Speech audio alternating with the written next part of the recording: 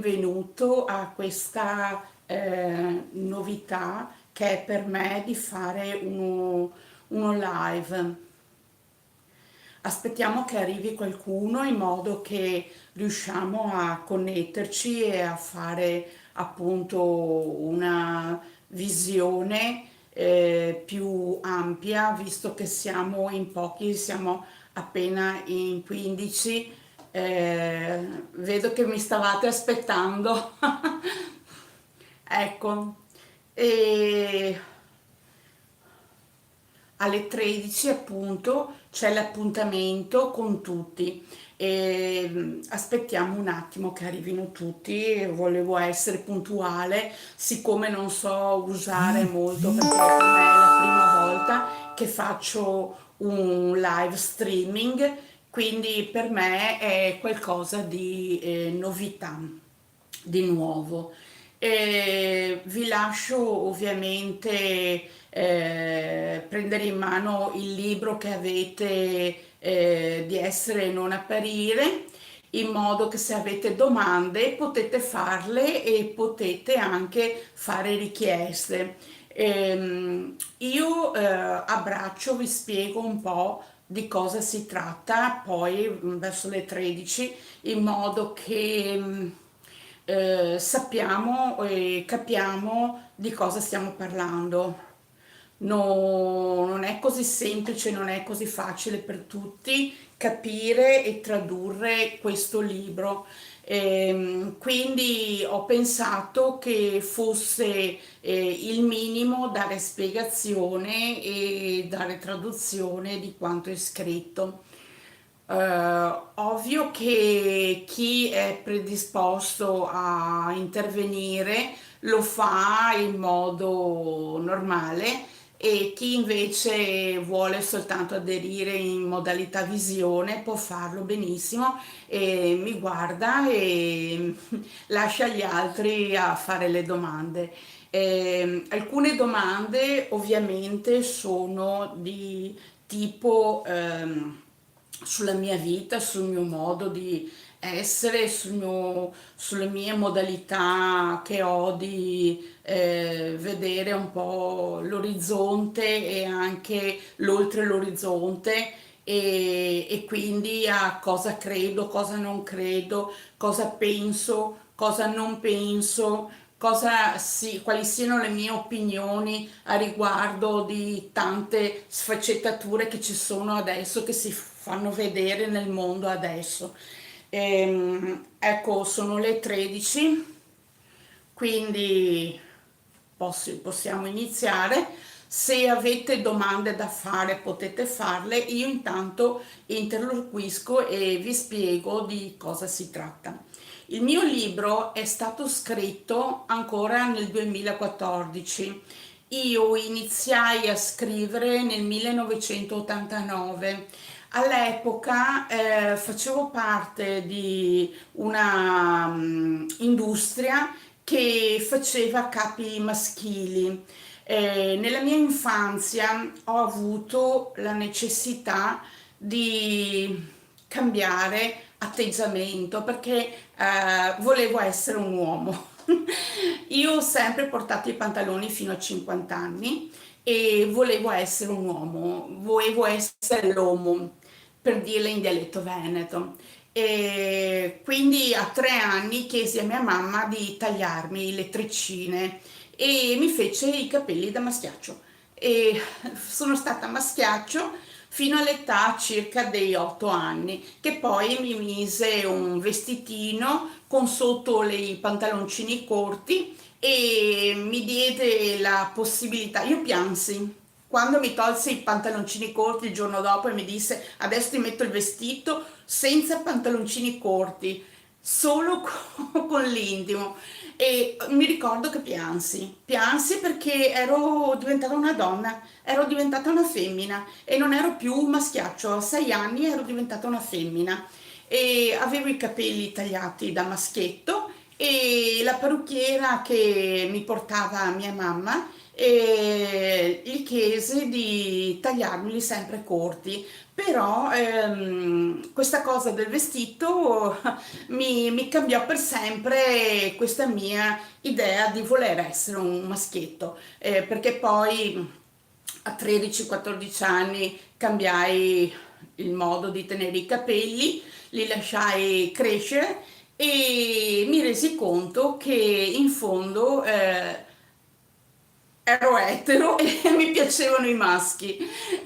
Sì, così cambiai anch'io il mio modo di vedere le cose.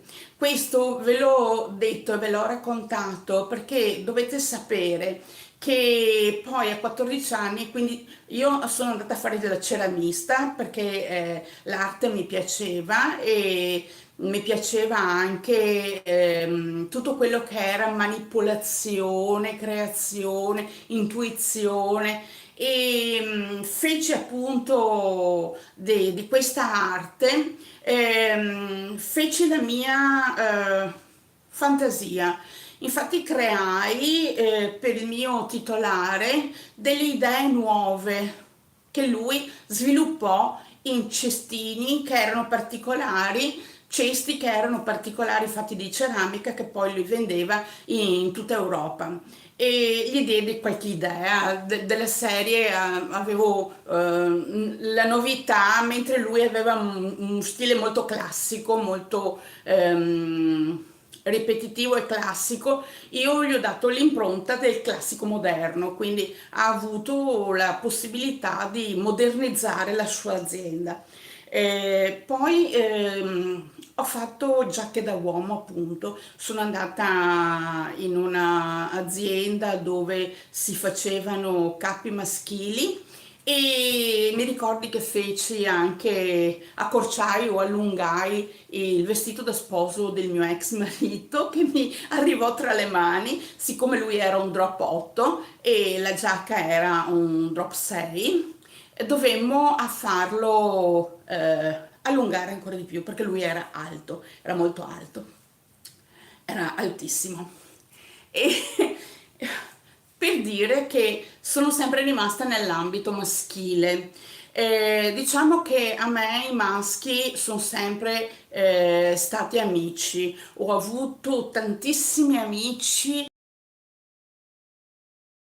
delle amiche d'infanzia che mi hanno dato la possibilità di passare qualche ora in compagnia, venivano alle cene a casa mia, venivano a pranzi a casa mia e così vi sto raccontando un po' la mia vita, come si fa e come si sviluppa adesso in tutte le case.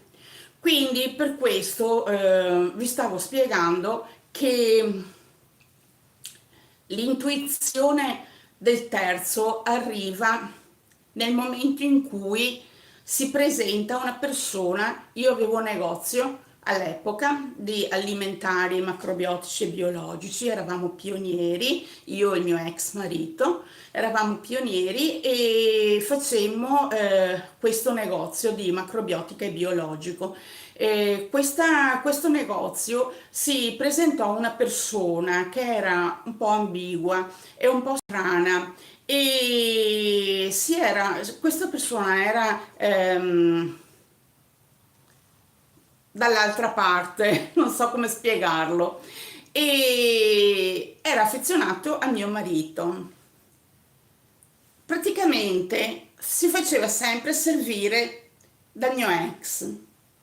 Io rimasi a casa con le figlie e sviluppai in questo una terza persona dentro di me e misi in discussione tutto quello che era il mio rapporto e il mio sentire. Così scrissi il libro Essere e non apparire. Iniziai ancora nel 1989 e nell'89 scrissi la mia prima poesia che era così: il vento come accarezza i tuoi capelli, la luna illumina i tuoi occhi, la verde veduta formula la gioia e come d'incanto trasforma i grattacieli, i maestosi alberi, fioriti e fruttuosi. dolce armonia nell'aria si sente, suoni e canti, oggetti viventi. Ecco perché oggetti viventi? Perché appunto c'era un riflesso tra quello che era l'essere umano, cioè il viso, il vento, la natura, e quello che era invece i grattacieli, quello che era natura nel senso oggettivo, perché un grattacielo è sempre formato dalla terra, no? L'impasto comunque è sempre formato di sabbia, acqua e gesso, cioè impasto lo creano e quindi è sempre natura, però sono oggetti. Quindi ho fatto del mio libro, l'oggetto è diventato ambiguo. C'è l'ambiguità nel mio libro, non c'è mai l'equivoco, mai. Non esiste l'equivoco nel mio libro, esiste l'ambiguità. Nel momento in cui siamo tutti quante famiglie aperte, esiste l'ambiguità da parte dei figli. Ecco, io ho descritto in questo libro l'ambiguità senza mai mancare di rispetto a nessuno, ad alcuno. Questa ambiguità non viene mai messa in discussione perché bisogna capire che le persone che fanno parte di una famiglia in cui il papà, il genitore o la mamma genitrice non è la stessa madre che l'accudisce e lo rende grande, perché con tutti questi divorzi, separazioni, combinazioni di relazione, per esempio ci sono donne che hanno avuto un figlio con un marito, un figlio con un compagno e un figlio con un amico. Queste persone hanno i figli ambigui perché il papà è uno, il compagno è un altro e l'amico è stato un altro. Quindi l'ambiguità in queste famiglie aperte, in queste situazioni di apertura mentale, perché questa è un'apertura mentale, danno a tutti la possibilità di capire che siamo tutti esseri umani e tutti abbiamo diritto di stare insieme con tutti. Non parliamo dell'harem, perché lì si sviluppano altri modi di essere aperti. Parliamo di quelle famiglie o di quelle composizioni di persone in cui non avviene niente di illecito, ma avviene tutto lecito e sembra scontato che debba essere una cosa sbagliata nel momento in cui non è equivoco, è ambiguo. L'ambiguo non è equivoco, questo voglio spiegarvi. Adesso vi faccio vedere il mio libro. Su questo libro esiste l'ambiguità. Questa ambiguità è tutta sviluppata in un trio. C'è una lui e una lei e una altra che sviluppano tutto un libro. Questo libro fa parte di una nuova ristampa che verrà fatta in cui ci saranno più di 1000 poesie. Ecco che dà la possibilità di capire l'ambiguo. L'ambiguo non è, come ho detto, l'equivoco. L'ambiguo è far parte di una famiglia oppure di un trio oppure di un modo di vivere che dà la possibilità di capire che ci può essere rispetto. In che modo ci può essere rispetto? Non mancandolo mai. non mancando mai di rispetto a nessuno.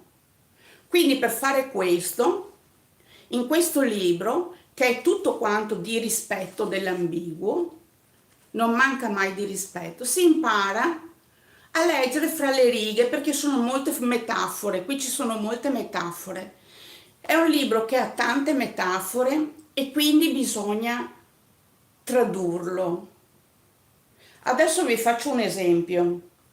Prendo una pagina a caso e ve la leggo, in modo che vi rendiate conto che è più semplice di quello che si pensa. Eccola la trappola, si intitola. Il topo col formaggio, colei che ha cotanto di coraggio da essere lei stessa perspicace. Invece arriva, dopo nel mentre il piatto le viene porto, ad approfittare di codesta che ha cotanta bravura di dirigere tutti in caduta libera, tanto che non ci si accorge di essere nei miei occhi, perché l'intelligenza non fa sesso. L'irrazionale è in sostanza ciò per cui si ambisce. Dov'è se non è il cuore che ad uno il potere di sentenziare diplomazia? Unicorno cavalca il cavaliere o unicorno cavalca il cavaliere. Ecco, qui c'è l'ambiguo, no? Ecco che noi capiamo che in una poesia così un romanzo intero viene a spiegare a tutti che si può avere una relazione del tutto ambigua e normale. Non c'è niente di strano, niente. È tutto quanto normale. Dobbiamo renderci conto che la vita d'oggi è fatta di momenti in cui le persone si ritrovano a stare insieme in modalità che sono espresse in modi diversi. Ognuno ha un modo di esprimere se stesso che è nella facoltà di esistere come vuole e desidera. Ve ne leggo un'altra. Come vorrei che nel suo cuore nascesse tenerezza e condivisione che disperde nell'intimo mio il coraggio di scrivere ancora. Invece lui si distoglie dal rigido, mi percuote nell'anima che dentro l'oscurità si evolve. Non posso diagnosticare amore, soffro l'utopia della venuta. Cribbio, non distolgo lo sguardo della sua vita, colgo ogni muscolo e capisco che rientra in un gioco che mi appartiene. Salvo senza limiti godo. Eccolo, scrive a me. Magari. Allora ve la spiego, perché con tutta probabilità il più delle volte le persone non capiscono quando è così forbito, ok? Allora, che nel suo cuore nascesse, questa è una supposizione, si spera che nel cuore nascesse qualcosa, tenerezza, condivisione che disperde, tenerezza e condivisione che lascia andare anche ad altri. Nell'intimo mio il coraggio di scrivere ancora. Vorrei continuare nel mio intimo a scrivere ancora. Invece lui si distoglie e rigido mi percuote l'anima. Invece lui si distrae e rigido mi percuote l'anima. Ed è come che la sua rigidità mi facesse del dolore nella mia anima, che dentro l'oscurità si evolve, che dove io sono nel buio mi evolvo e invece di perdere magari cresco. Non posso diagnosticare amore, quindi non posso dire che sia amore. Soffro l'utopia della venuta. Ho un dolore, perché sono utopica, credo nella perfezione e quindi nella sua venuta. Cribbio, quindi è un'esclamazione, no?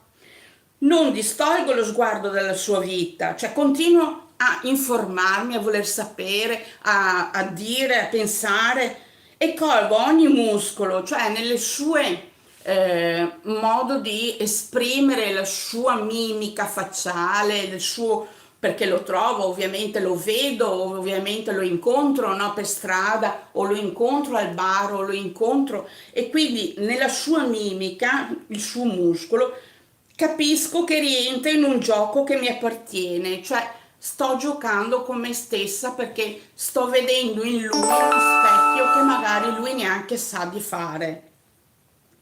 Salvo, senza limiti godo. Io lo salvo sempre, lo scuso in ogni situazione che lui non mi vede oppure che lui... e ne godo, perché credo che lui mi abbia visto, perché credo che lui si sia accorto di me. Ecco, lo scrive a me, magari, è una speranza, magari scrivesse a me, magari, e invece a chi lo fa non si sa. E allora andiamo avanti alla pagina dopo. La pagina dopo dice: udire stravaganti parole di innalzamento dell'opinione è per codesta una vera buona novella. Capire che il sole è di nuovo alto e che per alcuni è vero. Sapere mi dà gioia. Eccomi nel nuovo appuntamento. Chi viene per il caffè?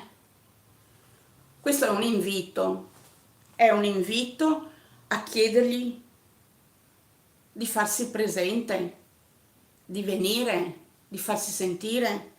Perché come prima ho detto che questo è un romanzo che parte dalla prima pagina senza tener conto che ci sarà una nuova ristampa in cui io partirò dall'inizio, quindi dal 2014 fino ad adesso, 2025, che sto ancora scrivendo di lui, che lui comunque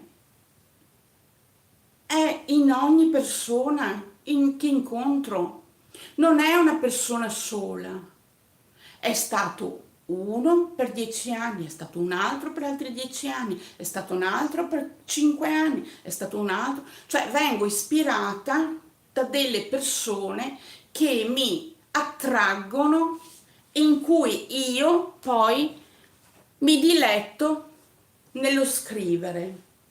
Ma questo dà il diritto a tutti di sapere che l'equivoco non esiste e che esiste soltanto un'ambiguità che abbiamo avuto tutti quando abbiamo una storia importante con qualsiasi persona. Anche i mariti a volte tradiscono, per carità, a volte fanno queste cose, ma non tutti. Le mogli tradiscono e fanno queste cose, ma non tutti. Tanti rimangono nel limbo e quindi sono solo ambigui. Non fanno niente, non pensano niente, magari sono anche infastiditi e magari reagiscono a qualcosa che li porta a essere ambigui.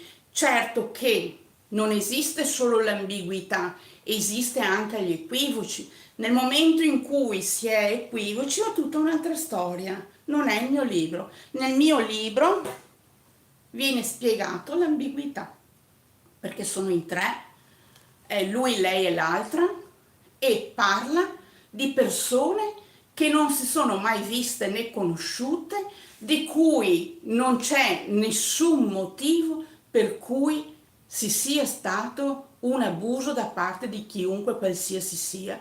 Ogni persona qui che viene investita in questo libro sono persone che non sanno neanche di esistere, perché nella mia mente si è creato una fattispecie di ideologia e di filosofia che ha portato alla possibilità della scrittura e del continuato che ho iniziato nel 2014, sono partita nel 1989 con questo genere e questo stile.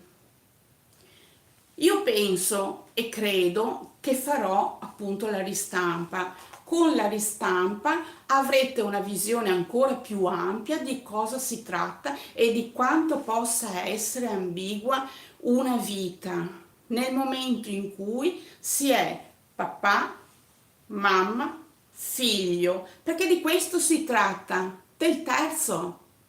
Il figlio è ambiguo perché papà e mamma sono una coppia, il figlio rappresenta la coppia, quindi è ambiguo e l'ambiguità sta nel fatto che tutti possiamo vivere con gioia o con felicità e con serenità in un ambiente in cui si viene amati e apprezzati, sebbene il papà fosse con una compagna di là, la mamma fosse con un compagno di qua, che ci fosse l'amicizia dall'altra parte, che ci fosse l'ex dall'altra parte, che ci fosse gli amici di tutti i giorni. Quindi questo libro spiega che la normalità sta nelle relazioni aperte, aperte con chi si vuole, quando si vuole, come si vuole. Nel momento in cui non c'è adulterio, non c'è non c'è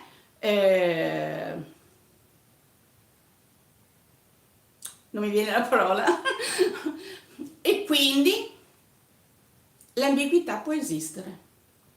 L'ambiguità dà a tutti dignità di essere e di appartenere all'uno all'altro in visione e versione di amicizia.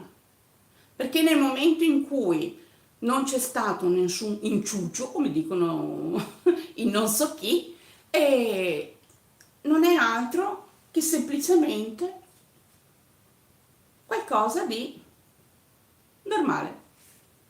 Quindi tutte le persone che hanno vissuto o che vivono in un ambiente in cui c'è l'equivoco, sono persone che hanno capito che se vogliono possono trovarsi in una situazione di ambiguità nel momento in cui distolgono lo sguardo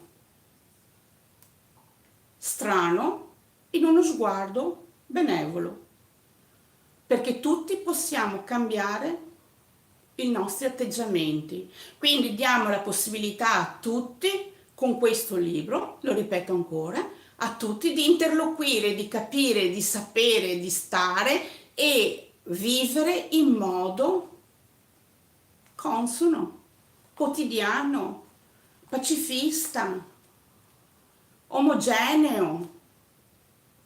Perché la sessualità non va intesa come qualcosa di promiscuo, per esempio. La promiscuità è un'altra cosa.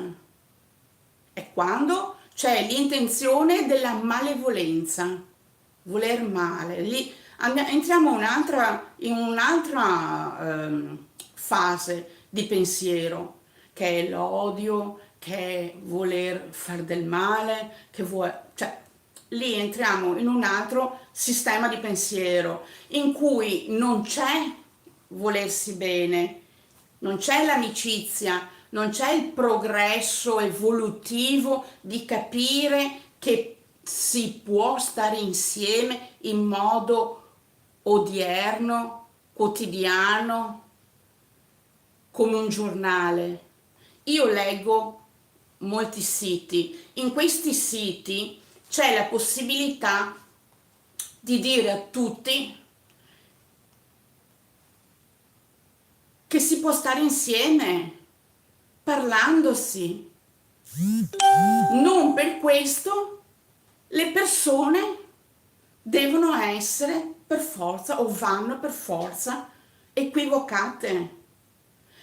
Chi fa l'equivoco probabilmente sono persone che hanno subito ingiurie, hanno subito malumore, hanno subito cattiverie, hanno subito dispetti, hanno subito un'infinità di cose che le hanno fatte star male a tal punto da creare attorno a sé un perenne necessità di difesa e di odio nei confronti degli altri. Quindi queste persone sono equivoche, creano gli inciuci, sono gelose, invidiose, hanno tutti questi difetti che sappiamo tutti, che conosciamo tutti e che tutti abbiamo nella vita, perché tutti quanti li abbiamo provati nella vita, perché purtroppo esistono, è nell'essere umano e nell'equilibrio dell'umanità.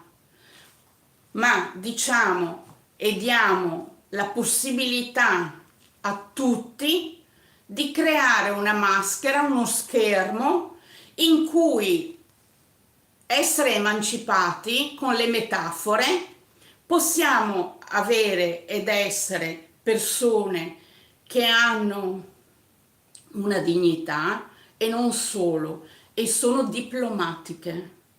Diplomatiche nel dire le cose, in modo che non viene offeso nessuno, mai nessuno, non offendiamo nessuno, perché tutti hanno il diritto di essere esseri umani. Quindi non dobbiamo offendere nessuno e non c'è motivo di difendersi di qualcosa che non ha mai fatto del male. Abbiamo tutti la necessità di saper parlare con metafore, in modo che veniamo compresi ogni qualsivoglia ci prendiamo un caffè. Perché il più delle volte che prendiamo un caffè veniamo fraintesi. Allora adesso mi capite quando vi dico, prendo una poesia a caso.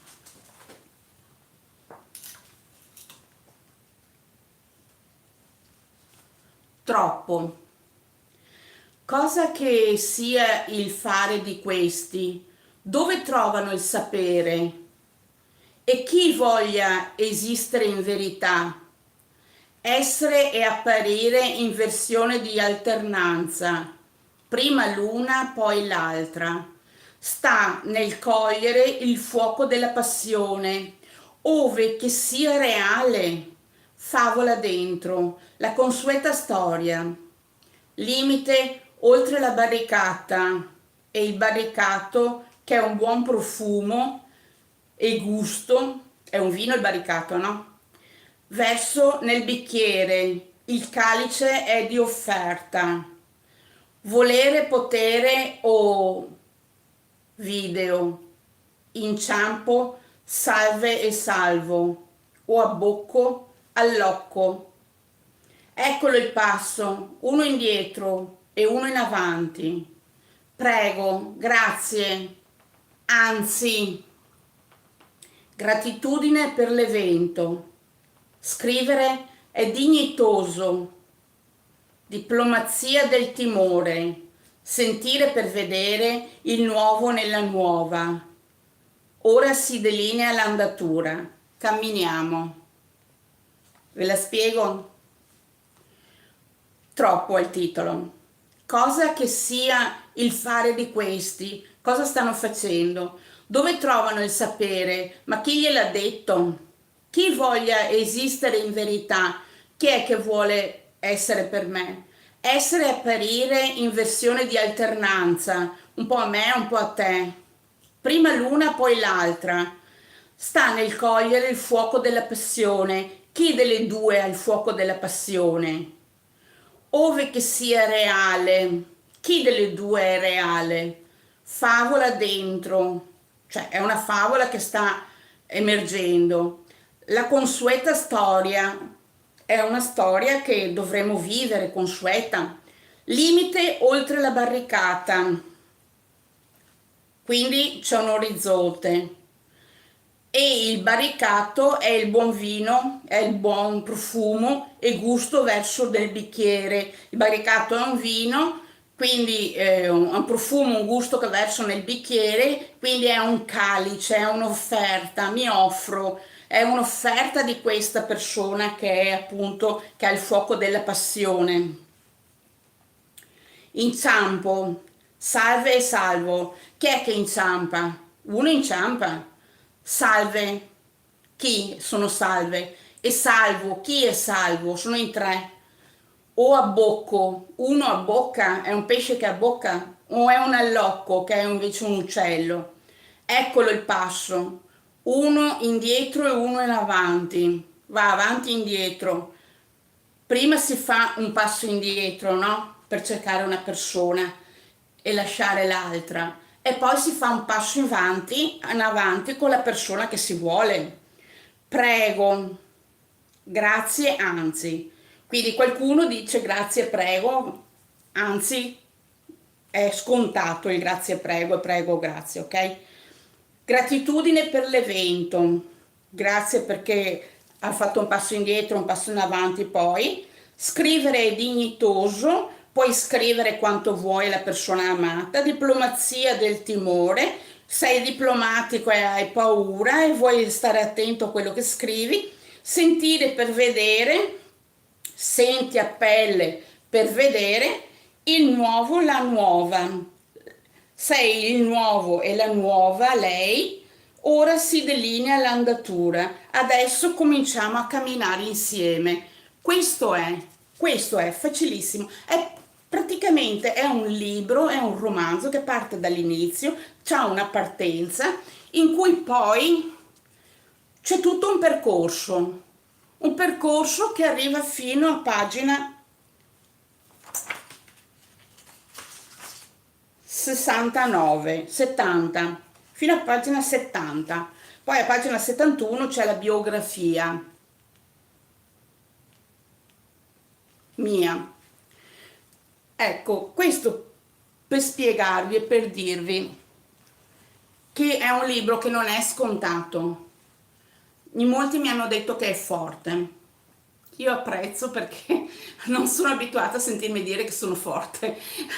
In tutti mi dicono è forte, è un libro forte.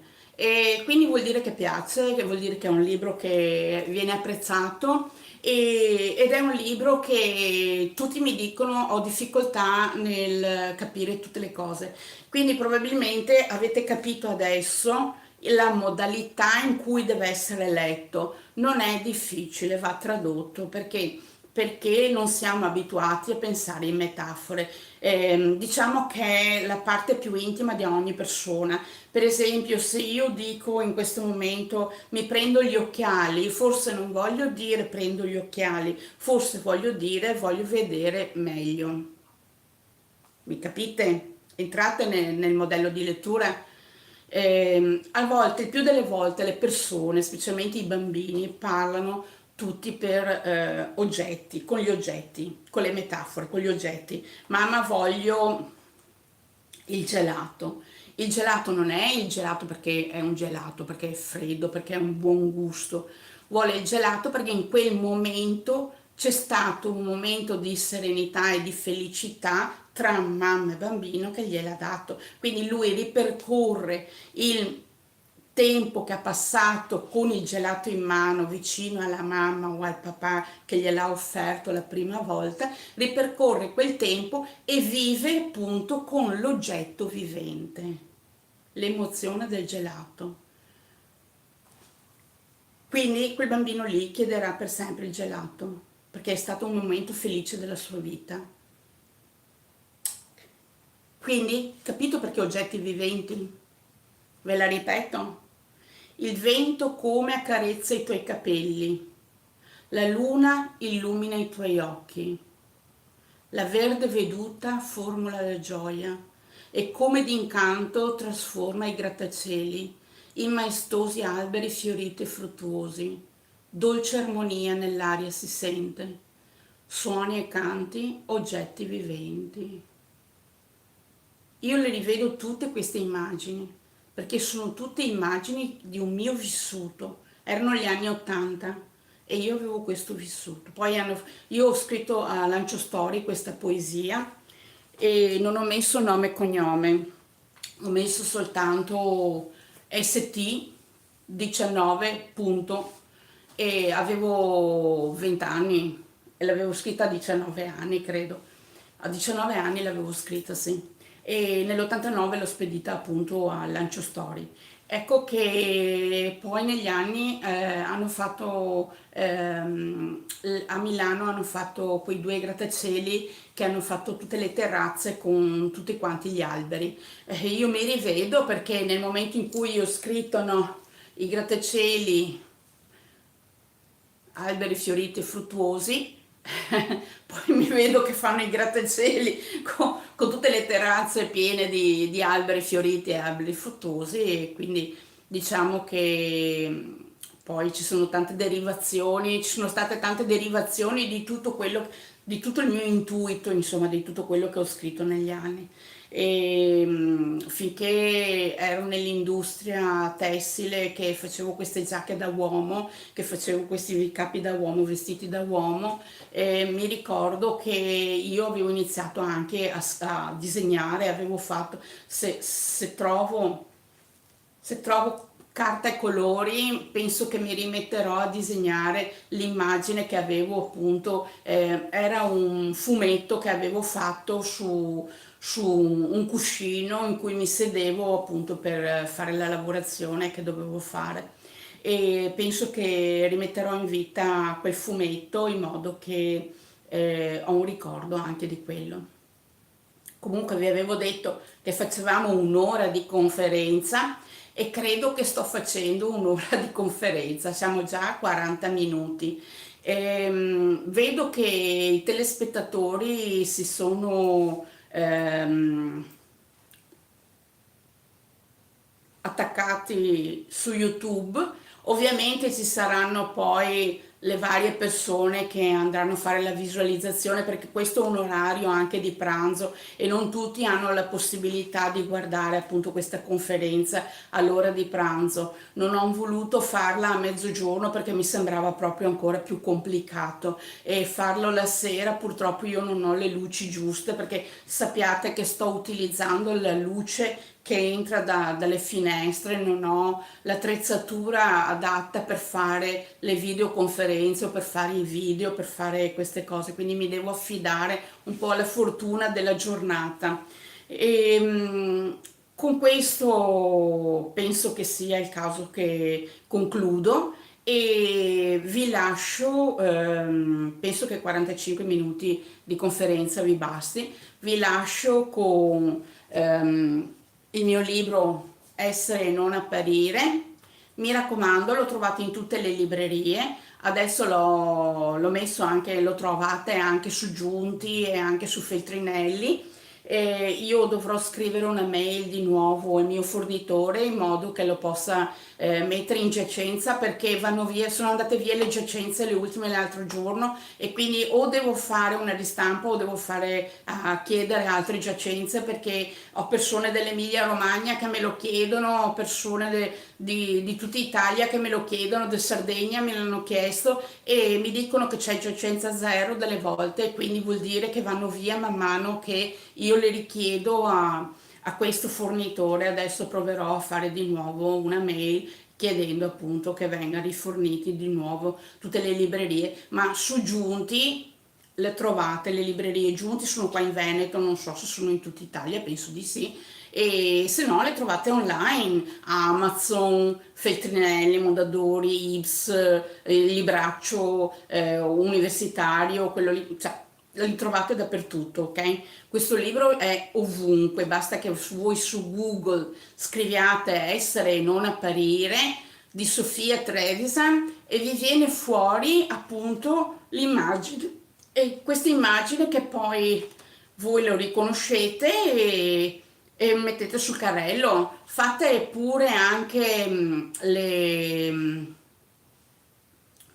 recensioni che sono gradite e per me sono soddisfazione sapere che è piaciuto e che specialmente che viene capito e tradotto dalle persone in modo corretto, perché mi dispiace sapere che ci sono persone che mi dicono oh, ho difficoltà a leggere, cioè non c'è nessuna difficoltà a leggerlo, basta soltanto mettersi lì e capire che cosa c'è scritto, non è che bisogna essere un laureato in comunicazione. Il più delle volte i laureati in comunicazione lo capiscono, cioè lo succhiano una cosa così, lo bevono, in 5 minuti hanno capito tutto perché c'è la chiave, no? C'è la chiave di lettura, ma sono contenta che mi dicono sei forte. Quindi se volete un libro forte, essere e non apparire. Vabbè, sono passati adesso 45 minuti, vi lascio e ci vediamo alla prossima volta che farò una diretta e vi spiegherò magari qualcos'altro e vi farò sapere. Va bene? Aspetto le vostre recensioni su Amazon, sui vari siti dove vendono i libri.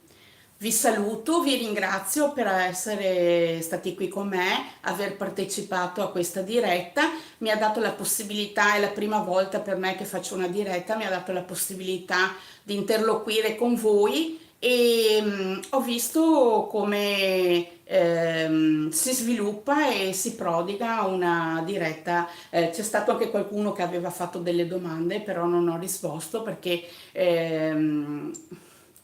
mi mettevano volevano sapere a pelle che cos'era. E a pelle è un libro che dà soddisfazione, a pelle è un libro che dà un brivido, a pelle è un libro che dà emozione, e a pelle è un libro che quantifica la felicità nel momento in cui c'è una relazione che si sviluppa nell'attesa di una risposta. E quando c'è la risposta, c'è la soddisfazione di aver intrapreso che la possibilità recondita che c'era di una conoscenza è un fatto che poi un caffè viene preso insieme. Saluti, ciao ciao!